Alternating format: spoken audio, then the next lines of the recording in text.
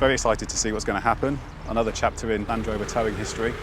All on a standard Discovery Sport with very little modification. Only these casters to keep it on the rail. Let's tow. Okay.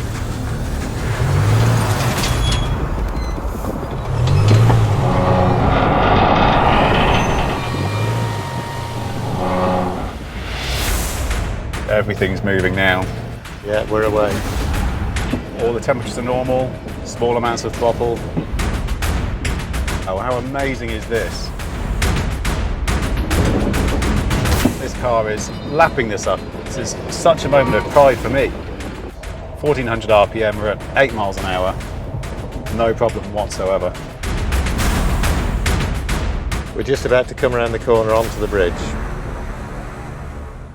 I've now engaged all-terrain progress control. I've got feet off, I'm on the rails, and we're still towing.